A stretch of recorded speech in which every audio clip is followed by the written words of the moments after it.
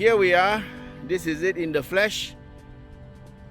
The very nice blue color. I'm a sucker for blue, yeah. This is the Volvo XC40 T5 R-Design, and it comes with all-wheel drive. What it has is a 2-liter turbocharged engine that drives all 4 wheels, yeah. It's got 4-wheel drive, and it's 252 horsepower, 350 Newton meters of torque, sends the power to the wheels through an 8-speed gearbox.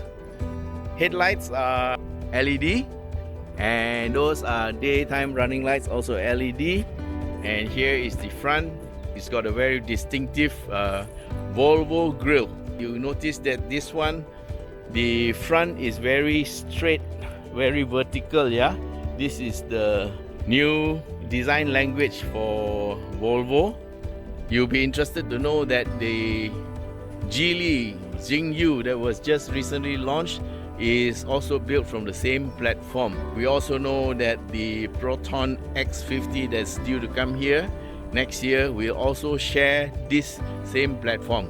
We've seen the spy shots and all this. There are some slight differences, but the body size, the frame, even this wheelbase will be the same, yeah. So this wheelbase is 2,600 mm, and that's what the X50 is going to be like. Now from the front, the car looks pretty nice. It's not overly done, not too fancy, and quite decent looking. So it looks like a good person lah, you know. It looks like a pretty nice, decent car. Quite elegant. Here's the view from the side. Wheels are 19-inch, yeah. Those are ventilated discs in the front, and those are 235 50 series R19. Calipers are single pot floating caliper, and they are big, so it seems like it's good enough. At the back, you get a solid disc and a single floating caliper, and you can also see from the inside there the suspension parts. There's a heavy use of aluminum to keep the weight down, and weight becomes a very interesting figure. This vehicle is 1.7 tons heavy, okay. That's because it's got a big gearbox, 8-speed, and also a 2-liter turbocharged engine. From the back, it's distinctively Volvo, and you can't mistake it for anything else. So you see this Volvo word on the across the back. Well, some of the Proton models also have this thing across the back that says Proton. Makes the car look much better, yeah. And so you can see where the idea came from. Not bad. Share what's good, yeah. This is the emblem at the back. It's the T5 R-Design all-wheel drive. There's a rear wiper, and let's take a look inside the car. Okay, we're going to open the car, and I have the key in my hand. Okay, this is the R-Design key fob, and all you have to do is put your hand there and it will open. Okay, we're going to show you the engine, but unfortunately the engine catch for the bonnet is on the other side, so we got to go to the other side of the car, because this car was, well, Volvo is basically Continental, and so the drivers on left-hand drive car sit on this side, and the bonnet catch is down here, so you got to pull twice. Okay, you got to pull twice, and that will open the bonnet. Oh, incidentally, this is the button for the passenger side airbag, yeah, for you to deactivate by turning if you have a child in the front seat. Okay, coming to the front, this is the bonnet that has been popped, and if you look underneath, they have a little yellow thingy there, and all you gotta do is pull up and it opens up. So like all good cars, it has these two air struts to help prop up the bonnet, And the bonnet is made of aluminum, by the way, very lightweight aluminum. So when opening or closing, you don't press down on the bonnet because you make a dent in the aluminum material, which is soft, but you got to slam it. Okay, that's the 2-liter engine. You don't see much of it, but it's made of aluminum and it's double overhead cam.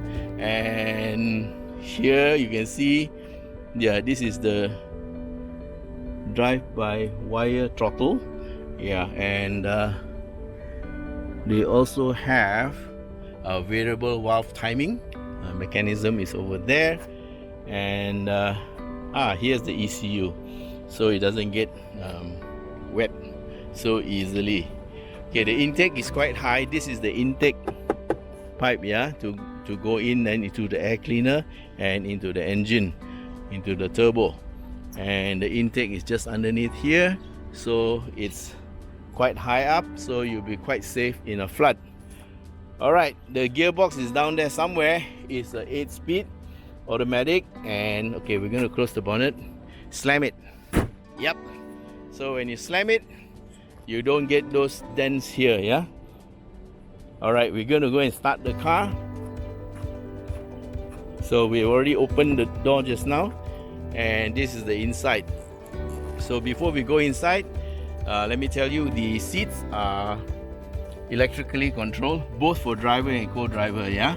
And of course, that is those are leather seats, and the leather seats, they are two-tone. This is the of course the bucket side where they hold the body, yeah. These are the two lumps there, and this is smooth leather, and this is perforated for air, and this part is like sweat, but it's black in color lah. So it's leather, but different rendering. And of course there's the stitching all the way up there on the headrest, and it goes through to the other side. Okay, so the motif inside the car is you get this artistic looking, macho looking aluminized panel, and this is a little tweeter here. Then it goes through all the way across to the other side and across to the other door. So overall the interior looks pretty nice and posh. It's all black because this is supposed to be quite sporty, yeah? With 252 horsepower, it is quite sporty. And we're going to start the car. Go inside the car. Let's have a bit of shot. I'm going to start the engine. This is the push start button. I'm going to start the engine by pressing the button, but we want to have a look at the meter and see what you see. Okay, ready, start. Step on the brake. Oh, okay. Wow, you see the center there? It tells you system check complete. Alright, so that shows the thing. Now I've got to put on my seat belt because some of the things won't work without the seat belt. Okay, and just now I tried it. Some of the things don't work if the car is not in drive. So I put the car into drive and release the handbrake. Okay, so let's check it. Yeah, it's moving. Yeah, it can move. Alright, so here you see the rev counter is here. It is redlined at 6,000 RPM, and then you have the speedometer, which goes all the way to 260, but the actual speed it can hit is 230. Yeah, you do 0 to 100 in 6.4 seconds. Top speed is 230, and that is electronically limited. Over here you see the red mark at 60. That is the cruise control speed, which I played with earlier and set. Okay, then down here, if you look down here, you will find that my range is 240 kilometers and left about half a tank, and I also have achieved 9.9 liters per 100 kilometers. Okay, I got the car with 9.6, and just now half an hour ago it was 9.8. Now it's 9.9. So it must be something to do with my style of driving. Okay, then let me show you something. There is a cruise control button, and if I want to turn on cruise control, it says okay, unavailable. And pilot assist, and then adaptive cruise control comes on. Yes, you can see it there, and you can set the speed. And when you have adaptive cruise control, it means that you can follow another car, and when that car stops, this will stop too. Okay, then for the gear lever there, you can see now it's in D, right? But if you press again, it goes into manual 1, okay, plus minus, and you can use the pedal shifters. You press again, it goes back to D. Okay, so now I'm going to put the car back into P by pressing the P button, and then the P comes on, and then engage the handbrake, and it works. Okay, this is the dashboard instrument panel, and here is the second screen. This is for all the other stuff that this car has, and you can do all your settings here, and you can actually do a 3-hour video trying to explain everything, but we're going to try to go through it very quickly. First, the aircon control. Interesting, you just press the button and then you can set your temperature whatever you want. And I'm setting at 22, then you close, and that's for the passenger, and this for the driver, and you can set whatever you want. Okay, then you close it, and this is for the fan speed, how fast you want it. See, it's all touch screen, so you want it to see the fan is coming on faster. Okay, I want it to go down, not so noisy, and then you can close it. Now this one shows your GPS position, where you are, your radio station you're on, my phone is connected, and the car status and messages, if any. And then I'm going to swipe this side. Okay, this is for your AM, FM, radio, favorites, Bluetooth connection, your messages, your car status, driver performance, how you're doing, download center, and then here's your connectivity, your Google and all that. So pretty much like a handphone extension. Then you swipe the other side, you're going to write another book. But very quickly, this one, road sign information, recognizes the road information. So for example, here it says the speed limit is 60 here, and I'm going to press the button. Okay, I press the road sign information button, the 60 disappeared because I turned it off. Turn it on again.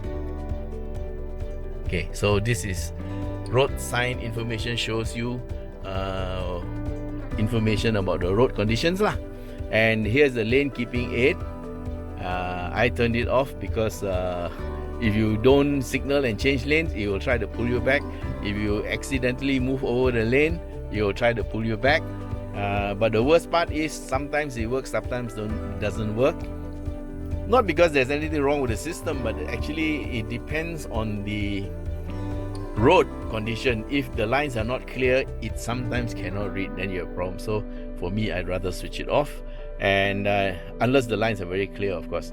Then they have this collision avoidance assistance, and it will help you to avoid accidents. It will brake if you come too close to the car in front.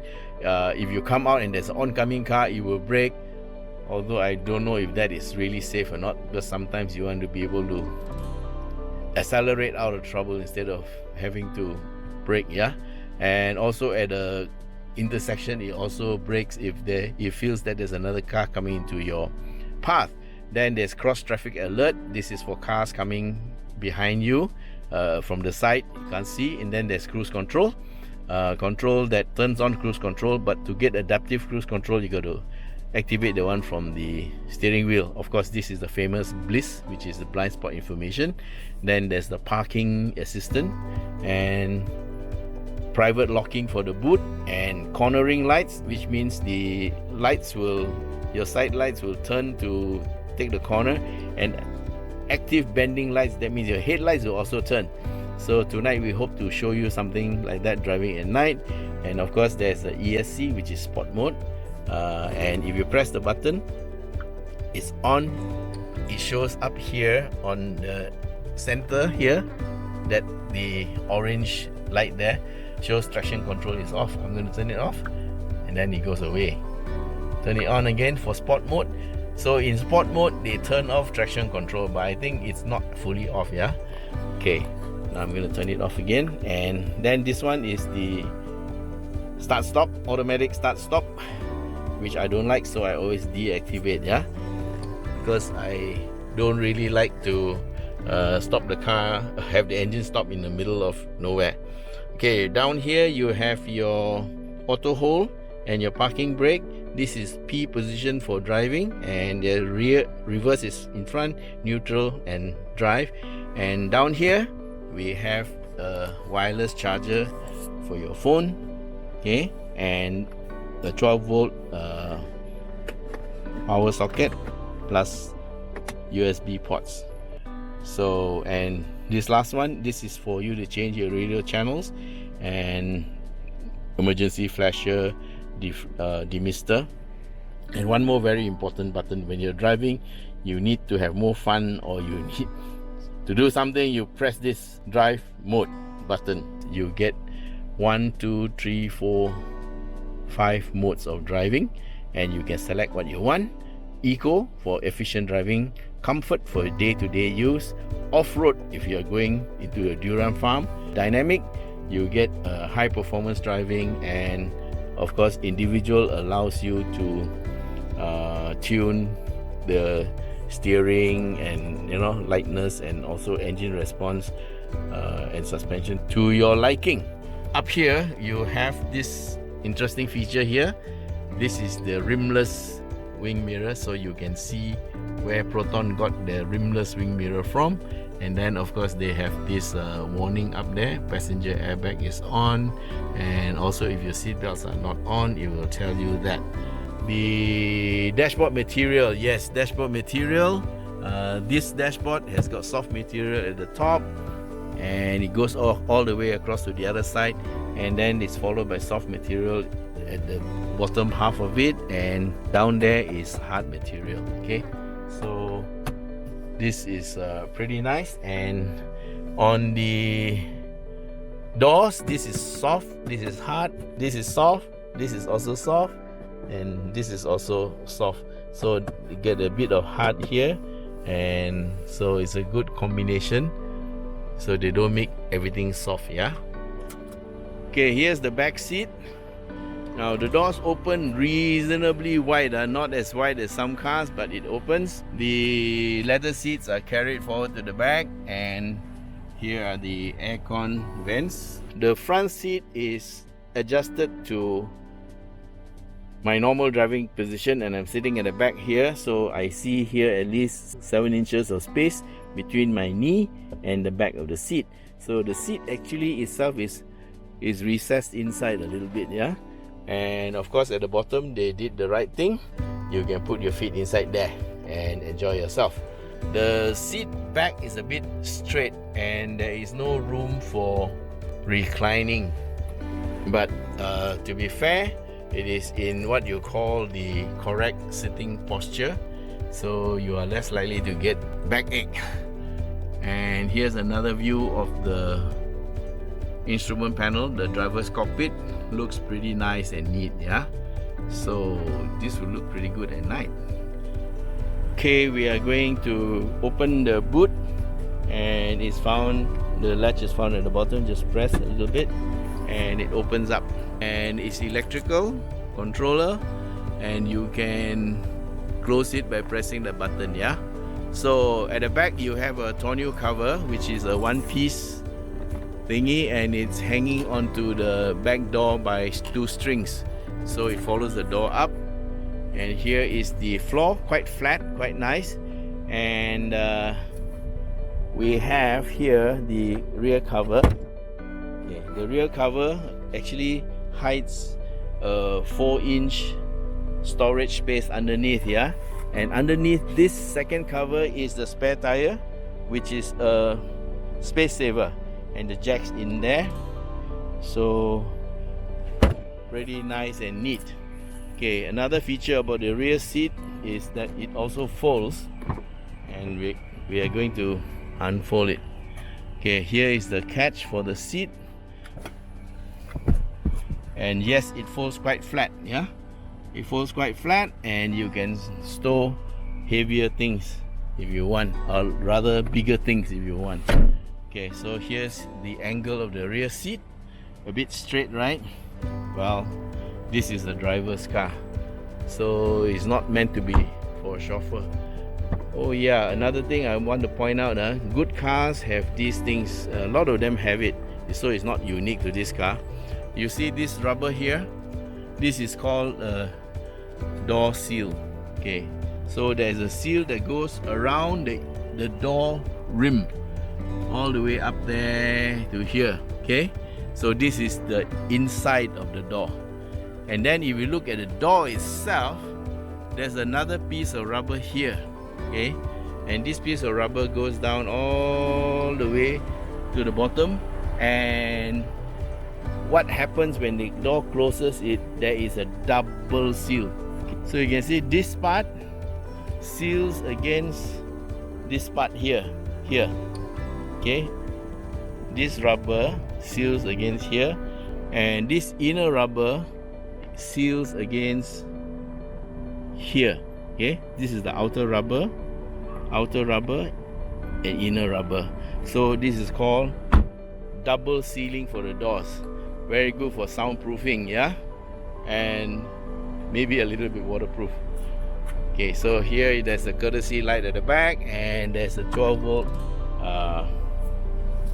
power socket. Okay, let's close the boot, press the button, and there you are. Okay, let's go back again to the sides.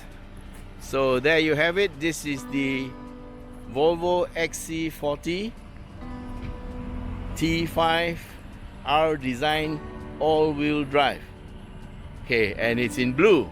Okay, so price is 258,000 something, nearly 259. So thank you for watching. I hope you enjoyed our show, and keep a lookout for the driving video. Thank you very much. Bye.